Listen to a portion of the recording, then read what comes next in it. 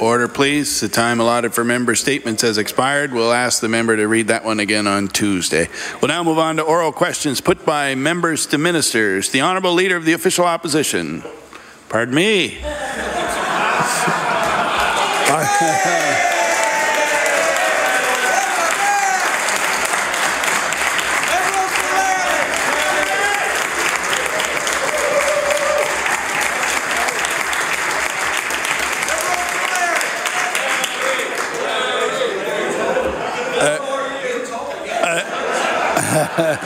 A thousand apologies. I did offer to make sure yesterday that you were first in line. The Honourable Member for Colchester, Musquodoboit Valley. Mr. Speaker, I want to thank you for your intervention. That I do get to ask the first question, and it's to the Minister of Health. A 70-year-old senior with colitis was scheduled to have colostomy surgery yesterday at the Colchester East Health Centre. She received her surgery date weeks ago and made arrangements to accommodate that date. And then she got her medication and took that those directions very closely. When she phoned the hospital Wednesday to confirm her surgery time, she was informed that due to overbooking, staff shortages, they were unsure if they would be able to perform her surgery, but that she should continue with her surgery preparations just in case.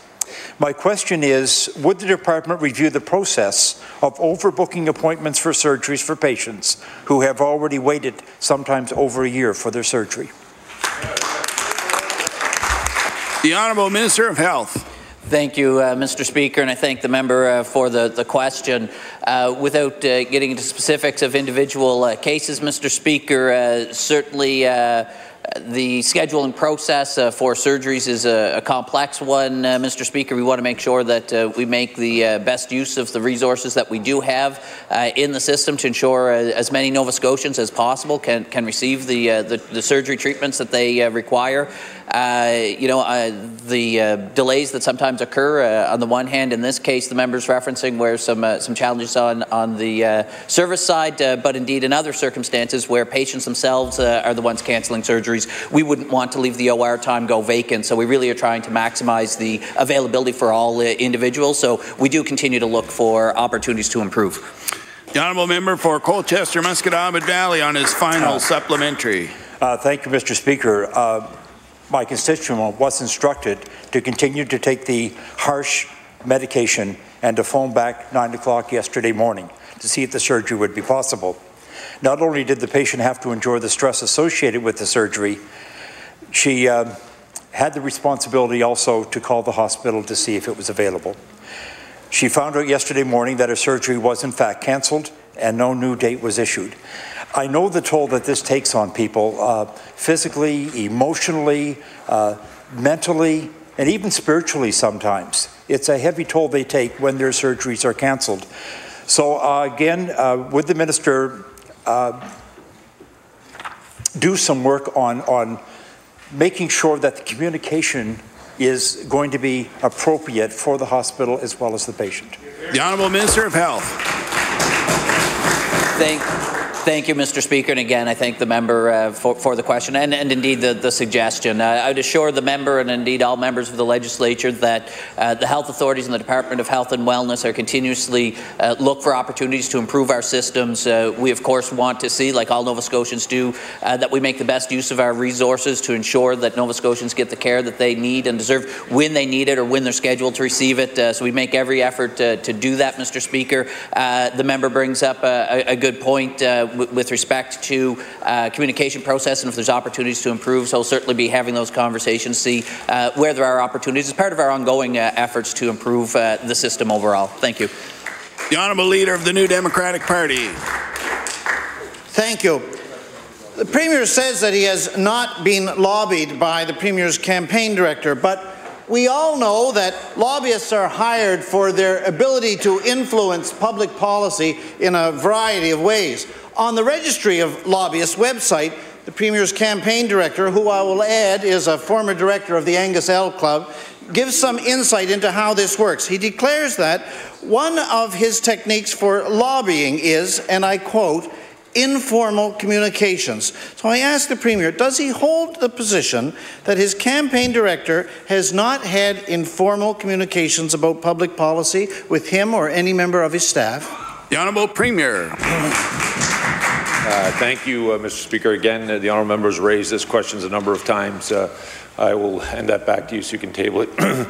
He's referring to Christopher McGuinness, Mr. Speaker, who is no longer and has not been registered as a lobbyist. The honourable member would know that his wife happened to be my chief of staff, and at the moment that she retained that job, he no longer is a lobbyist in this province, Mr. Speaker. Has not worked on government files, Mr. Speaker, and it's unfortunate that when someone goes along and does the appropriate thing, does the rules, and continues to work in the process of trying to put together a government and helping work and follow all the rules in this province, that the honourable member continues to find a way to call into question good people's integrity. The Honourable Leader of the New Democratic Party. Thank you. When the Premier was asked by the media yesterday about Liberal cash for access events, he responded that this is a silly concern because we have some strong campaign finance laws here in Nova Scotia. But the concern is far from silly, and party donations are not the issue. The issue is whether people should have enhanced and exclusive access to the Premier and his caucus on the basis that they have donated a certain amount of money to the Liberal Party.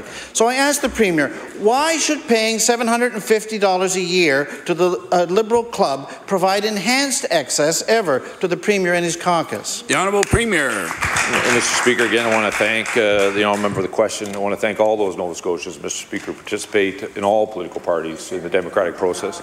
In this province, we have some of the toughest rules around party contributions, Mr. Speaker. We set a limit across the province, as he would know. Part of that rationale came because of a donation that went into the NDP caucus by the Labour Union, Mr. Speaker, that was inappropriate and had to be paid back.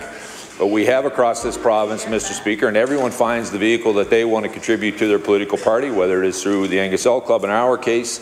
Some people write a check to the maximum amount, Mr. Speaker. Some write a check to the smaller amount. They continue to contribute, Mr. Speaker. So we don't have the very things that we're seeing across the country, like in Alberta, the NDP Premier, where she had $1,000 a ticket for dinner with her, and then when she ended up in Ontario to support the NDP leader for $10,000, Mr. Speaker.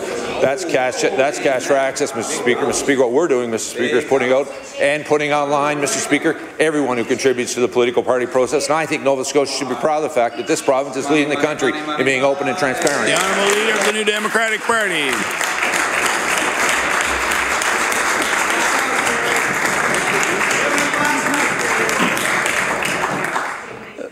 Thank you. I would remind the Premier, Mr. Speaker, that it is not me or the NDP who have alleged that membership in the 750 Angus L Club provides enhanced or exclusive access to the Premier. This is, in fact, these are the words that are used in the invitations to become a member of the club. These are words of the Liberal Party itself. Now, yesterday, the Premier told media that my criticism of Liberal cash for access events questioned his integrity. I want to make clear, I do not question the Premier's integrity. What I do question is the Premier's judgment in allowing certain people enhanced and exclusive access to himself and members of his caucus based on their financial ability to support the Liberal Party. Mr. Speaker, there's still time for the Premier to exercise better judgment here, and so I'll ask him, will he cancel this weekend's cash for access event? The Honourable Premier. Mr. Speaker, the one thing I'm grateful for is Nova Scotians exercised good judgment and returned us to a second majority in the province. The Honourable Leader of the Official Opposition. Mr. Speaker, my question is to the Premier. Earlier this year, the Nova Scotia Health Authority announced that it had a doctor marketing plan led by an external agency with national and international experience to help find doctors for the 100,000 Nova Scotians that currently go without. The problem is, Mr. Speaker, that the Health Authority won't say who this marketing agency is, Mr. Speaker, and I believe that those Nova Scotians who are without a family doctor deserve to know who is out there trying to get them one. So I'd like to ask the Premier if he will tell the House what is the name of this international marketing agency that is out recruiting doctors for Nova Scotians. The Honourable Premier. Mr. Speaker, it's the first I've heard of it. I will look into it for the honourable member. The Honourable Leader of the Official Opposition. Well, thank you, Mr. Speaker. I think it's very strange that this is the biggest issue in Nova Scotia today, that there are so many people without a family doctor, and the Premier's not aware of what efforts are being made to actually recruit a family doctor to the 100,000 Nova Scotians. But in fact, Mr. Speaker, reporters have asked the Department of Health the name of this agency and how they were actually selected, and the Department of Health refuses to answer the question, Mr. Speaker, and I will table that information. After 4 days of being asked who is the agency and how were they selected, Mr. Speaker, Nova Scotians are being kept in the dark. So I'd like to ask the Premier if he can tell the House how this agency was selected and at what cost.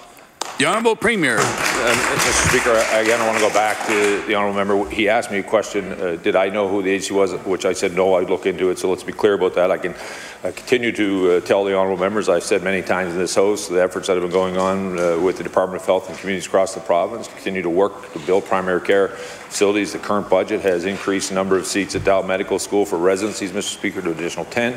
We have now an additional 10 that will be set aside for foreign trained doctors looking for Canadian competency here in the province. Those will be ongoing. We'll continue to work with those. Communities across the province. And as I said in my first question, the actual specifics that he asked about, I don't know about, but I will inquire for him. That's Mr. Speaker.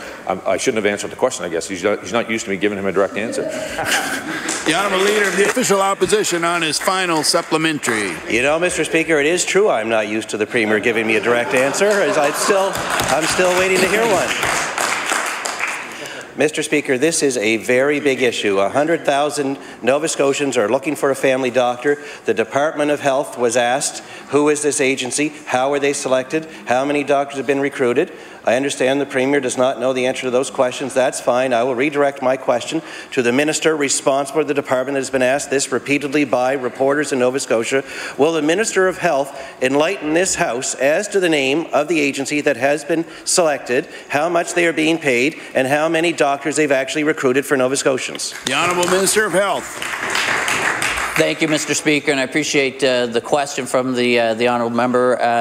The thing that the member may not be aware of is indeed the recruitment process is managed by the Nova Scotia Health Authority, the IWK, for their care providers, Mr. Speaker. So the firm that he'd be referring to would have been gone through the Nova Scotia Health Authority's procurement process, Mr. Speaker, to identify and provide the supports for that organisation, Mr. Speaker, not the Department of Health and Wellness. So, Mr. Speaker, as that... Order, please. The Honourable Minister of Health. Thank you. Please. The Honourable Minister of Health. Thank you. Thank you, Mr. Speaker. And as I said, the process went through there. As the Premier's already indicated, we'll reach out to the Health Authority, get the additional details, and certainly endeavour to get the answer to his question. Thank you. The Honourable Member for Cape Breton Centre. Thank you, Mr. Speaker. Mr. Speaker, last week I brought to the Minister of Health's attention the case of Mrs. Stella Frida Young of New Waterford, who was discharged from Glace Bay ER an hour before it closed and transported to the Cape Breton Regional Hospital by taxi. I am saddened to report that Mrs. Young passed away on Wednesday. Mr. Speaker, it is clear that the crisis in our healthcare system is having a serious impact on patient care. So my question to the Minister: does the Minister agree that Mrs. Young deserved better care than to be sent away in a taxi from a closing emergency room? The Honourable Minister of Health. Thank you, Mr. Speaker, and I thank the member for the question. Certainly, any time that a loved one is lost in our province, our hearts certainly go out to the families. In this particular case, there were questions brought forward by some family members as to specific care in this case. As the member would know, I can't delve into specific personal or direct case discussions publicly, but as I have stated publicly when the concerns were raised last week, that I'd be engaging with the Health Authority to dig into the situation, and that work is ongoing. Thank you. The Honourable Member for Cape Breton Centre. Thank you, Mr. Speaker. Mr. Speaker, in February, 68-year-old Jack Webb died after spending hours in a crowded emergency room hallway with a broken IV in his left arm. After hearing staff yell, he was not to be resuscitated. Mr. Speaker, I'm worried about how many more tragedies will occur before this government will act to fix the healthcare crisis. Mr. Speaker, will the minister admit that this government has failed in its basic responsibility to make sure Nova Scotians can die with dignity? The Honourable Minister of Health.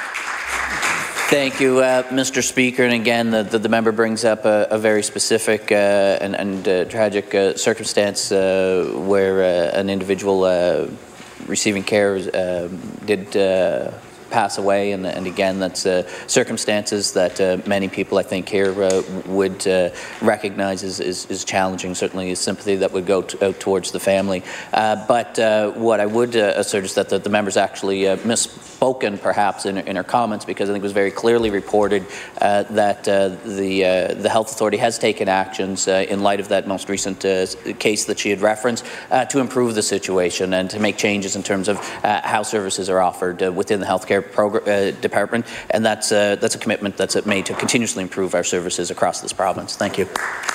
The Honourable Leader of the Official Opposition. Thank you, Mr. Speaker. My question is to the Premier. It's bad enough that the new Nova Scotia Health Authority won't tell Nova Scotians who's in charge of marketing this province for more doctors. It's horrifying to think that they actually keep that a secret from the Premier and the Minister of Health as well, Mr. Speaker. This is a great issue with regards to how the Health Authority is being run, because it turns out even their board meetings are kept secret from the people of Nova Scotia, Mr. Speaker, contrary to all good practices of government accountability and public accountability, Mr. Speaker. The Health Authority is a $1.6 billion operation responsible for running health care in our province, and they operate in secret. I would like to ask the Premier if he knows why Nova Scotia Health Authority board meetings are kept secret from the public of Nova Scotia. The Honourable Premier.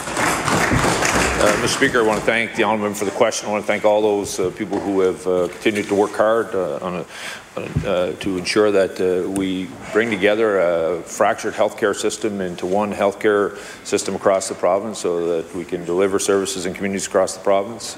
As I said to the Honourable Member in his first question early on, I will do my best to get them the answer for that and inquire in it, and I will then, when I get that information, I will turn it over to him.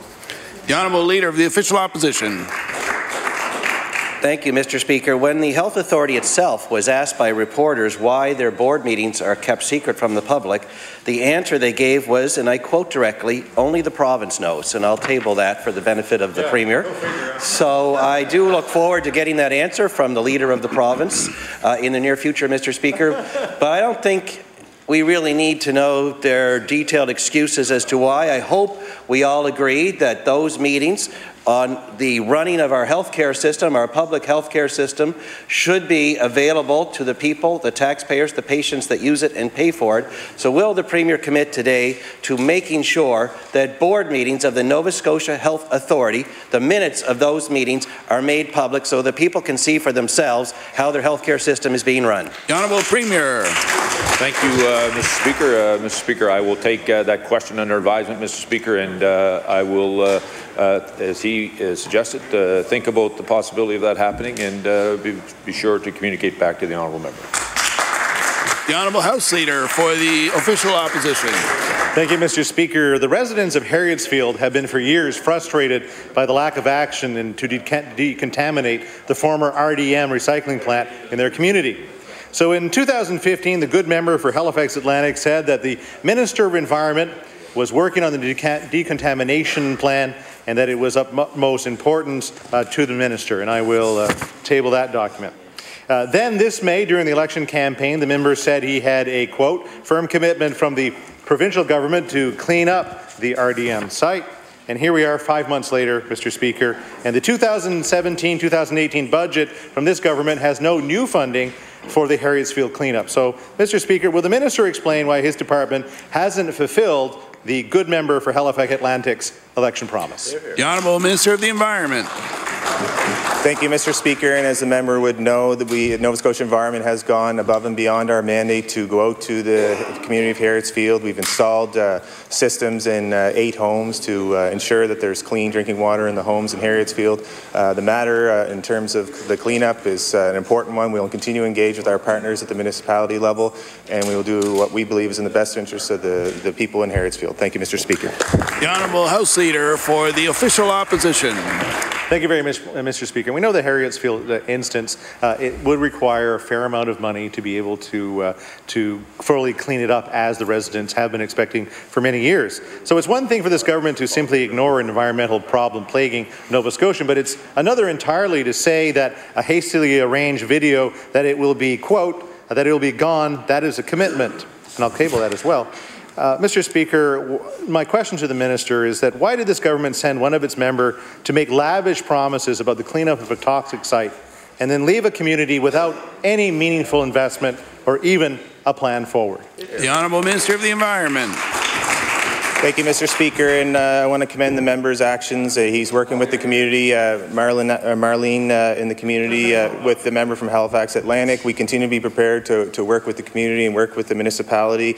As the member opposite is probably well aware, since July there has been a court case that's been turned over to the public prosecution, and we await those results in the court. Thank you, Mr. Speaker. The Honourable Member for Cumberland North. Mr. Speaker, yesterday there was an opinion piece in the Chronicle Herald that highlighted the fact there are 132 physicians practicing in Nova Scotia that are over the age of 70. And I'll table this document. 46 of those physicians are family doctors. This information came from the College of Physicians and Surgeons. My question is to the Minister of Health. Will the Minister contact these 132 physicians that are over the age of 70 to find out what are their future plans for their practice, and are they in fact planning to retire within the next 12 months? The Honourable Minister of Health. Thank you. Excuse me. Thank you, Mr. Speaker, and I thank the member for the question. Indeed, one of the advantages of moving to a single health authority across the province, Mr. Speaker, the NSHA and the IWK, technically two authorities, has been the ability to get a better look at all of our systems across the board, which would include information to support our physician recruitment information, and part of that information is, of course, the attrition or the turnover of physicians within the province. So that is one of the advantages. So as the NSHA builds their requirements for physician recruitment, indeed knowing in advance, the Leader of the Official Opposition, Mr. Speaker, previously tabled a number of documents outlining how many positions are currently being recruited for. Indeed, that's because of knowledge of pending physicians leaving the system. Thank you. The Honourable Member for Cumberland North.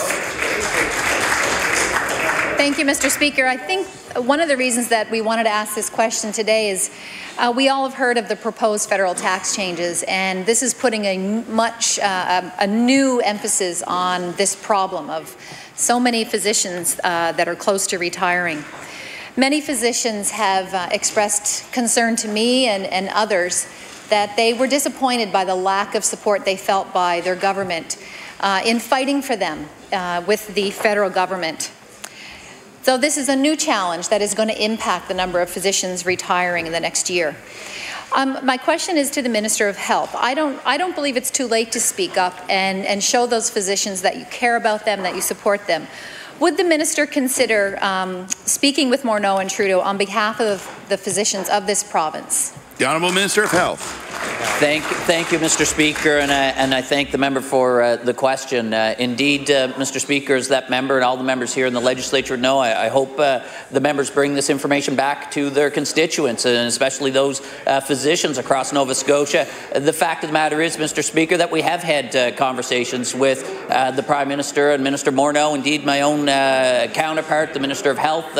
When she was recently appointed, we had conversations, and this was a topic of the conversation as well.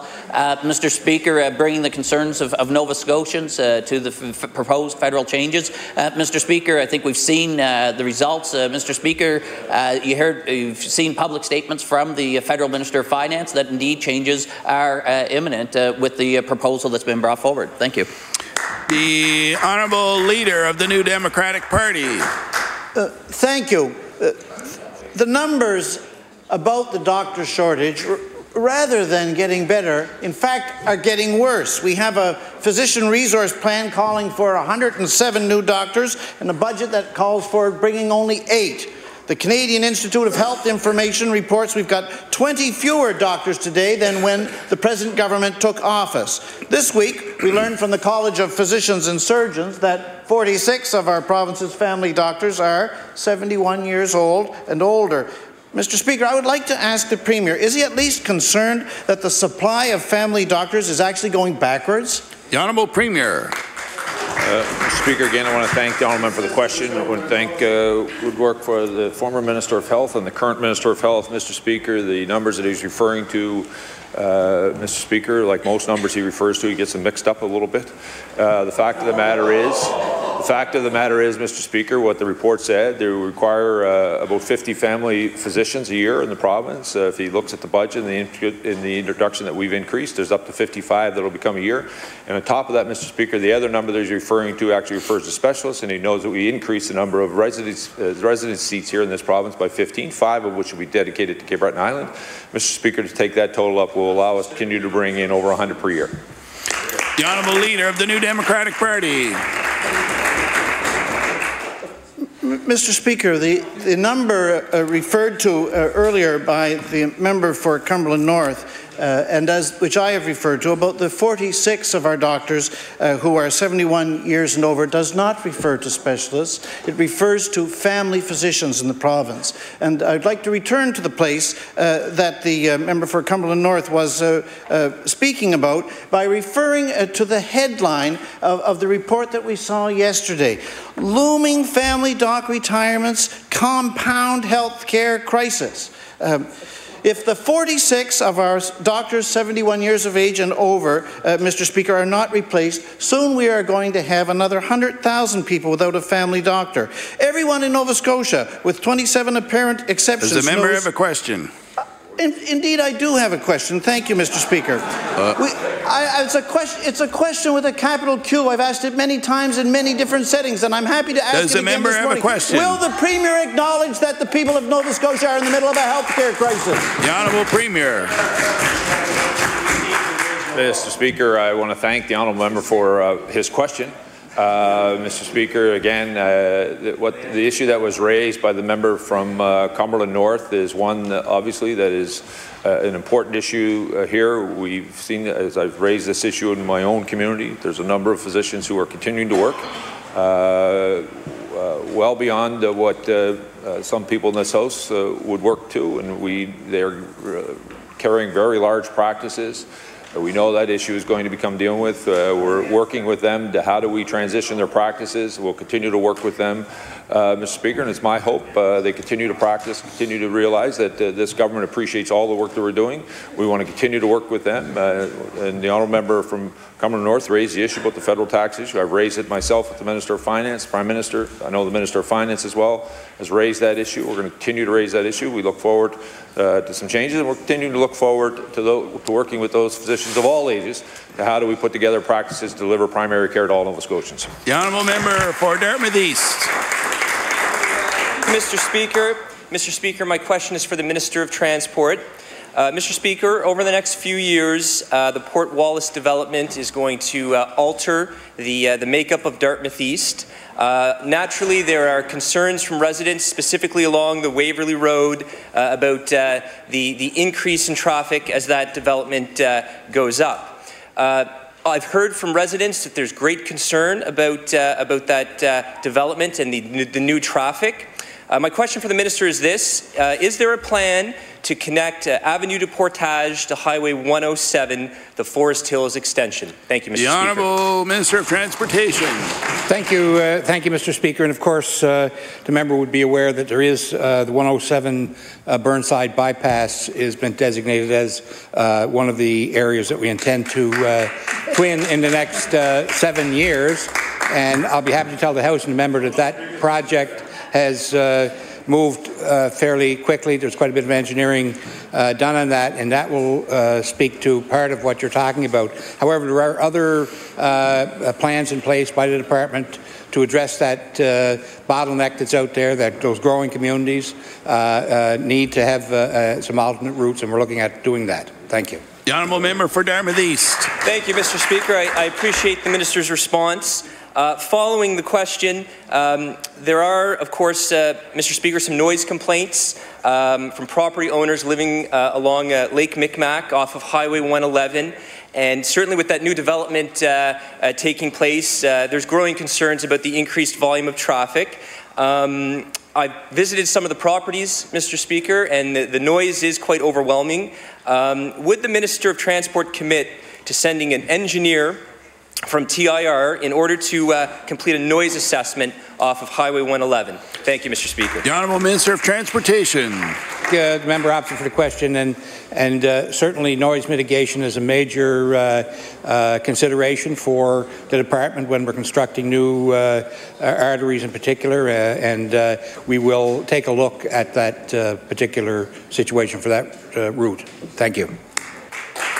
The Honourable Member for Pictou Centre. Mr. Speaker, my question is for the Minister of Health and Wellness.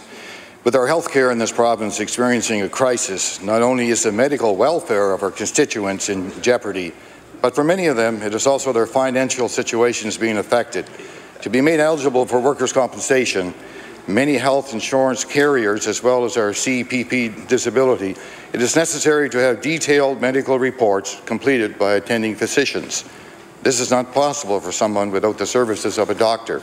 My question, does the Minister have any suggestions as to what direction we should be guiding our constituents? The Honourable Minister of Health.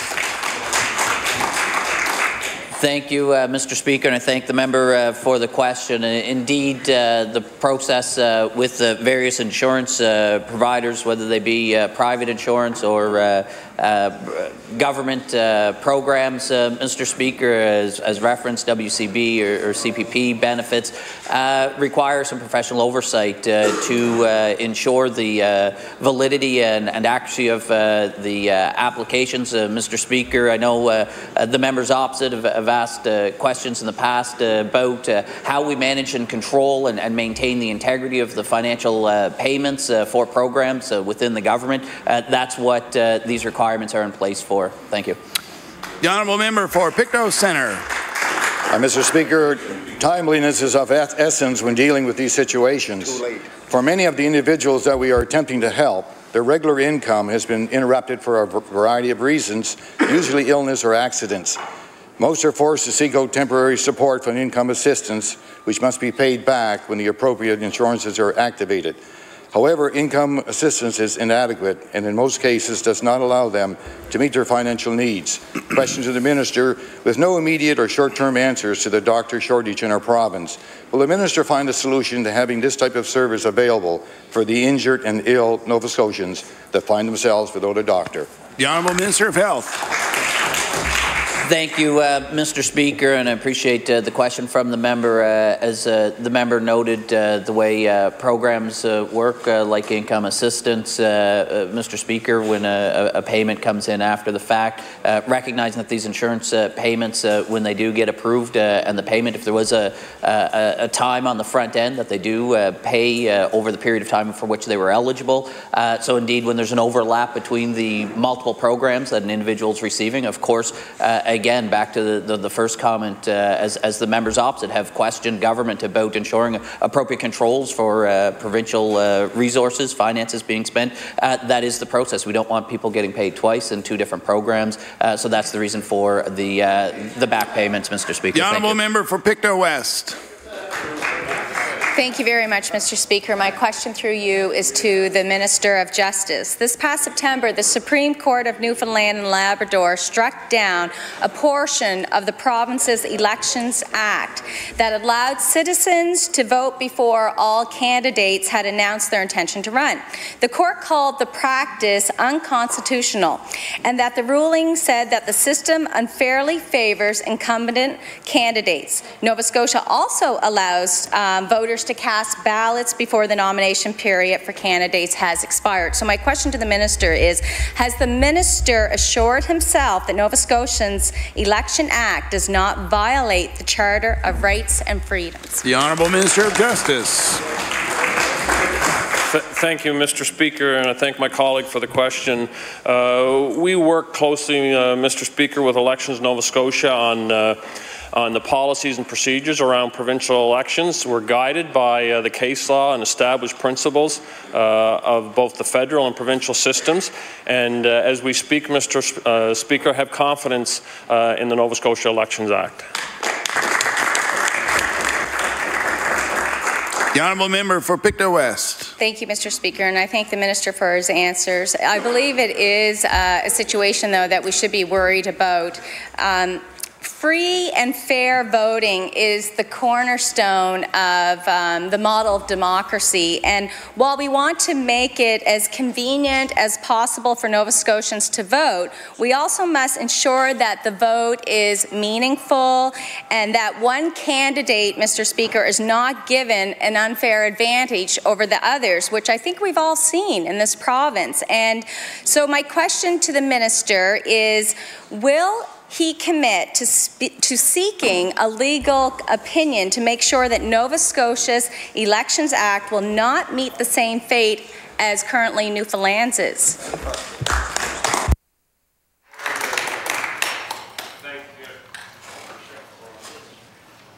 The Honourable Minister of Justice. Thank you, Mr. Speaker. As I indicated in my first response, there's close collaboration, continued feedback, particularly following provincial elections, Mr. Speaker, on the work that is undertaken within Elections Nova Scotia and ongoing opportunities to make progressive change in that act, Mr. Speaker. This is work that is ongoing, and I will read with interest the established case law that my colleague has referenced out of Newfoundland and determine if there's any need to take further action. The honourable member for Dartmouth North. Mr. Speaker, when asked yesterday about the Cobequid Pass, the Minister of TIR called it a sterling example of the success of P3 operation for all Nova Scotians. However, when the former Deputy Minister of Health prepared a report on P3s at the request of the Premier's office, he actually singled out the Cobequid Pass when raising concerns about the P3 model. The report states an estimated more than $300 million in tolls were produced on the Cobequid Pass for a deal in which private financiers put up $66 million. The government is paying an effective interest rate of 10% for 30 years, twice its rate of borrowing. So I asked the Minister how lining the pockets of private developers while at the same time paying double interest is a sterling example of the success of the P3 operation for all Nova Scotians. The Honourable Minister of Transportation. Thank you, Mr. Speaker, and thank the member opposite for the question. P3 partnerships can allow projects to get done in an expedient manner, and I would draw the member's attention to the safety aspect of this particular project and ask the member to think about the lives that were saved by the expedient manner, successful manner that the Cobequid Pass was built. Thank you. The honourable member for Dartmouth North.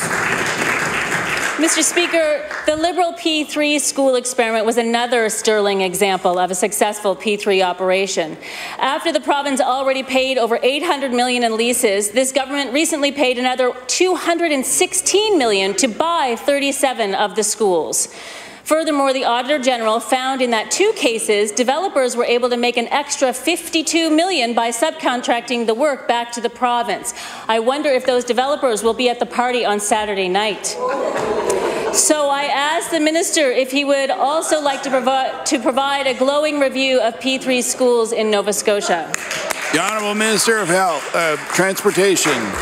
Thank you, Mr. Speaker. And I would have to say that with regard to the P3 schools, I haven't seen any community in which those excellent facilities were constructed and continue to be maintained and purchased by this government want to send it back. Also, Mr. Speaker, I would draw the House's attention to the hospital at Truro, which was constructed under that party's aegis, where it went $80 million over budget. And to tell you that the P3 model, particularly for buildings, is used across the country, and we will investigate whether or not that is the right way to go for our infrastructure to get the best value for Nova Scotians. The honourable member for Kings North. Thank you, Mr. Speaker. Order, please. The honourable member for Kings North. Thank you, Mr. Speaker. Mr. Speaker, my question is for the Minister of Natural Resources. Mr. Speaker, over the past number of years, this government has purchased several pieces of land adjoining Blomidon Provincial Park on the North Mountain in Kings North. My constituents are interested in knowing what the plan for this land is, and my question for the Minister is, Mr. Speaker, will this land be added to Blomidon Provincial Park and used to expand the park so that it connects with the provincially owned lands of Cape Split? The Honourable Minister of Natural Resources. Yeah, I'm sorry. Thank you, Mr. Speaker. Sorry, apologies to the member opposite. There was a lot of noise around me, so it was a little hard hearing some of his question.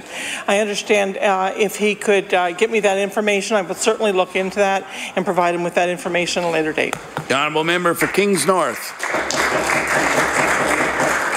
Thank you, Mr. Speaker, and I certainly will give the Minister that information about the Blomidon lands. I have a second question, Mr. Speaker, for the Minister on a second piece of land.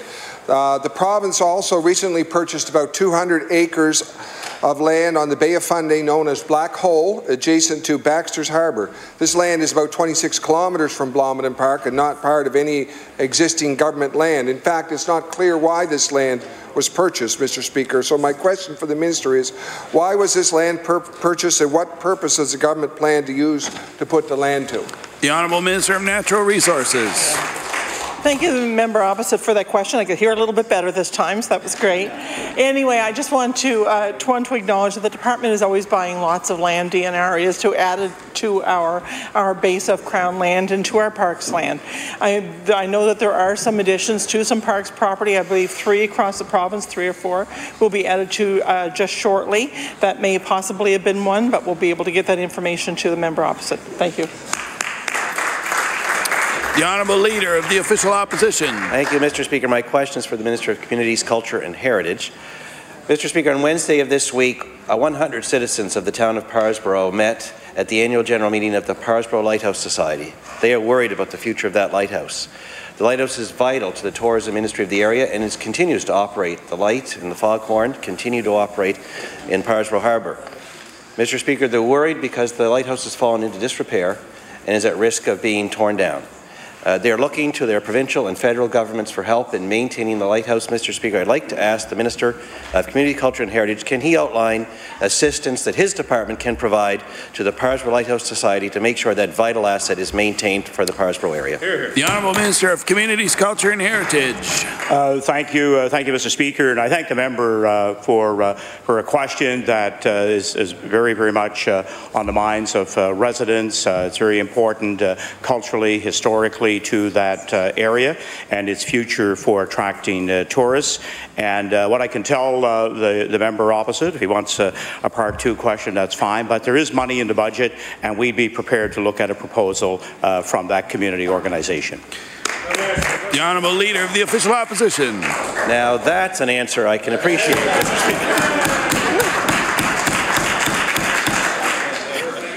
Mr. Speaker, I would like to follow up with the Minister and ask him if his department is prepared to meet directly with the new executive of the Parsborough Lighthouse Society to work through the provincial government assistance that can be provided to maintain that lighthouse. The Honourable Minister of Communities, Culture and Heritage. Thank you very much, Mr. Speaker. And we have, department people who go and have a first-hand observation of the site and what work may need to be done.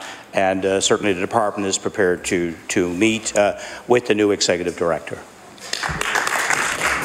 The Honourable Member for Cumberland North. Thank you, Mr. Speaker. I'd like to thank the comments from the Minister of Health and the Premier for saying that they have been speaking up for physicians on the federal tax changes. It's good to know. Unfortunately, the physicians themselves haven't seen that. Maybe it hasn't been captured in the media.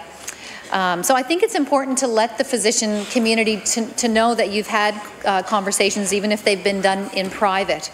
Certainly, I've learned as an employer that my employees need to know I care about them, that I appreciate them, and that I have their back and that I'll fight for them. And I think the physicians of this province need to know that from you as well.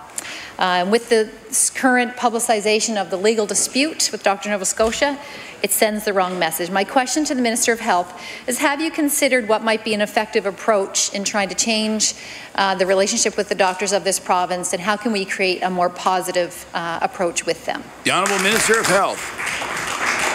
Thank you, Mr. Speaker, and I thank the member for both the preamble and the question. Indeed, getting the information out to physicians in terms of a particularly important topic of interest for them, that is the proposed federal tax changes. That is something that I certainly share information with physicians. Again, as I mentioned in my response to the previous question, I encourage all members to let their constituents know that, in fact, we've been having those conversations and working on their behalf. But again, as far as the relationship with Doctors Nova Scotia, I still, I believe, maintain a good working relationship with the President of Doctors Nova Scotia, Mr. Speaker, notwithstanding particular concerns that they brought up and the proposed notice for legal challenge, Mr. Speaker. That's one piece of the many things that we work on together, Mr. Speaker, to advance the interests of physicians in this province. The Honourable Member for Cumberland North.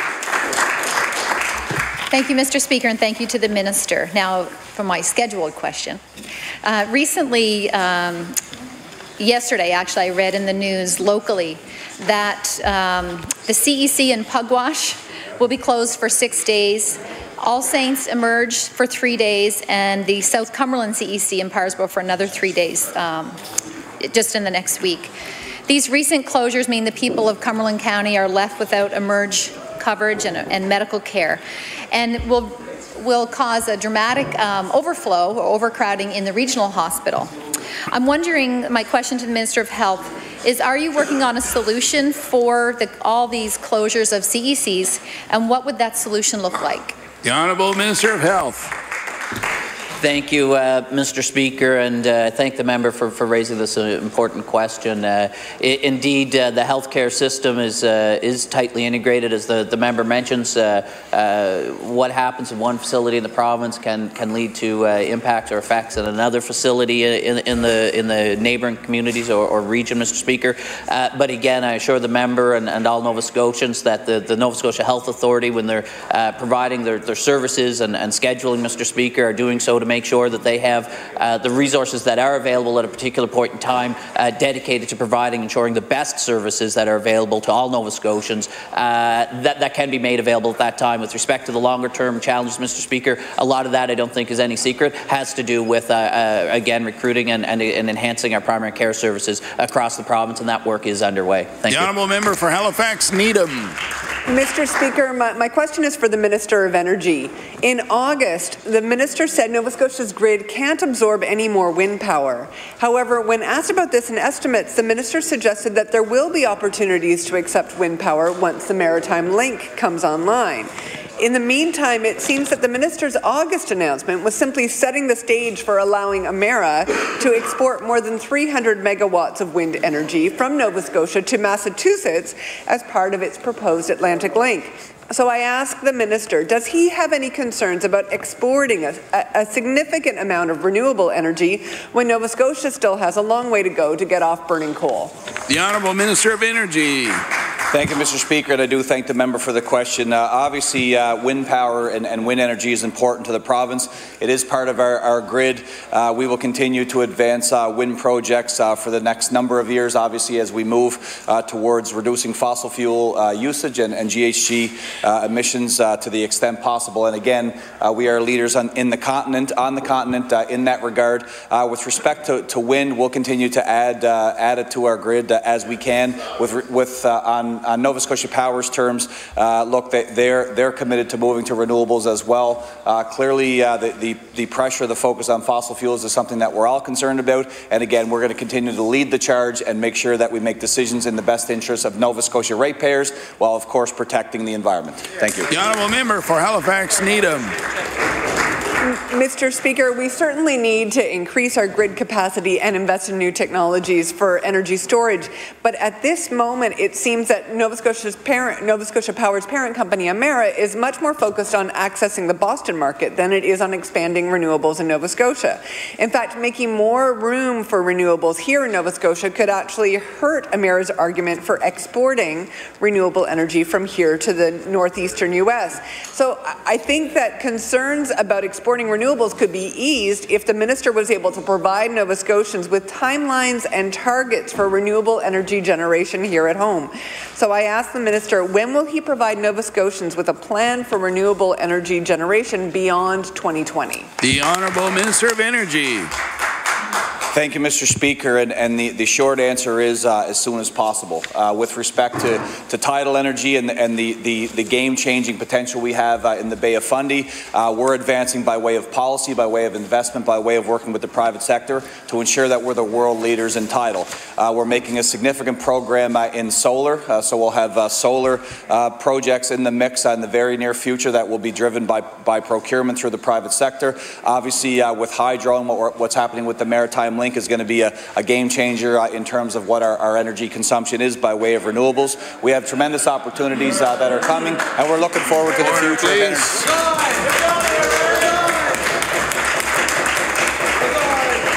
Time allotted for oral questions put by members to ministers has expired. We'll now move on to government business. The Honourable Government